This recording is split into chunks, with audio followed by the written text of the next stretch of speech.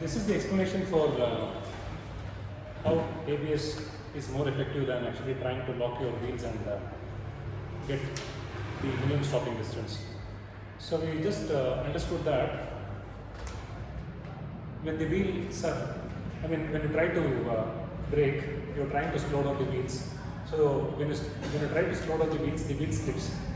As the wheel slips from 0 to 20%, you can see that the friction is increasing.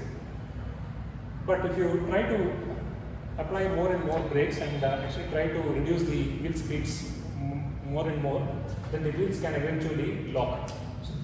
Then it shows here, the x-axis shows the wheel slip percentage.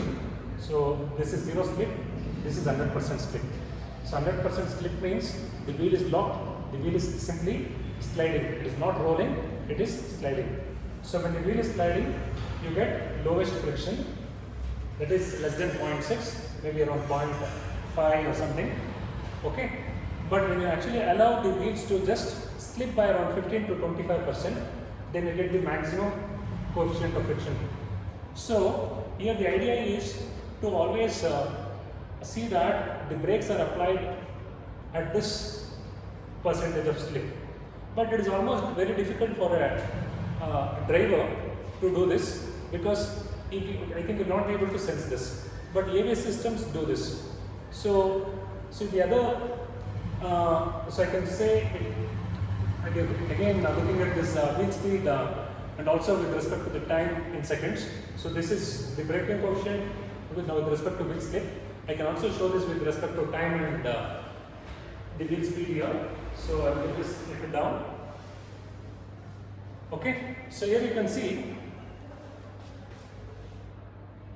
So here you can see that this is the graph between wheel speed and time.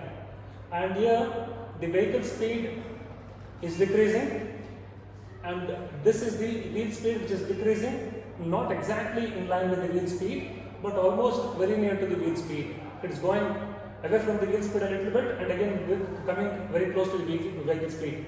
So vehicle speed and wheel speed almost are decreasing in the same way, but in between there is some difference. So this is due to what is happening in ABS. So ABS, you can actually look at the 3 points during this changes which actually make this ABS to be very effective. That is the region 1. Region 1 is during the initial application of the brakes. When you start to apply the brakes, definitely the wheel speeds would definitely be slower than the vehicle speeds, because the vehicle is going at some speed, but the wheel is slightly locking, so that their actual speeds will be less when compared to the vehicle speed. But you'll see that as you apply more and more brakes, at some point the wheel starts to almost lock. So lock means its speed is decreasing very rapidly. That region is called as 2. So the region 2 is a rapid decrease in the wheel speed when compared to the vehicle speed.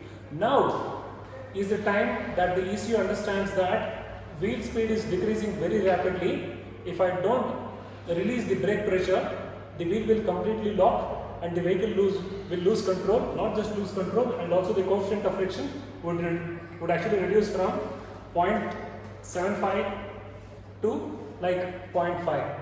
Okay, so what does the ECU do? ECU tries to now release the pressure. Once it releases the pressure at 0.3, when there is a sudden drop in the wheel speed, the ECU releases the pressure by actually trying to give an instruction to the modulator, the hydraulic modulator. The hydraulic modulator is the one which actually controls the hydraulic fluid going to the wheel from the brake pedal. So the hydraulic modulator is asked to release the pressure. So it doesn't release the pressure completely, but it slightly reduces the pressure so that the wheel speed again gains, and there is again a slip of around 15 to 20%. Again the wheel speed almost gains speed and it is very close to the vehicle speed, around like 12% or 15%. Again, now suppose if the driver has continued to brake for some reason, then again the wheel speed again starts to drop fast from 10 to 12%, 15%.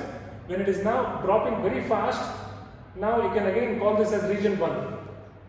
Region 1, when this vehicle, when the wheel speed is falling slowly, but at this point 2, the wheel speed is falling very rapidly. Now at this point 3, the ECU will try to cut off a little bit of pressure from the modulator and release a little bit of brake, so the wheel again gains speed. So the wheel again gains speed, so wheel speed will slightly become very near to the vehicle speed again. Again you will see that again this 1 starts here. Again the driver has not actually lifted the foot out of the pedal. He's still holding the brake pedal, because all this happens in like 0.1 second or maybe less than that. So many cycles happen like 15-20 cycles, or like that's in some ABS system like 40 cycles happen in 1 second. So 40 such cycles happen in 1 second. So all this is happening in such a short amount of time. The driver is still keeping the foot on the pedal to stop the vehicle. So therefore again the brake pressure will actually try to decrease the wheel speed, and again the ABS tries to slightly release the pressure and allow the wheel to again gain speed. So it always sees that it is within this region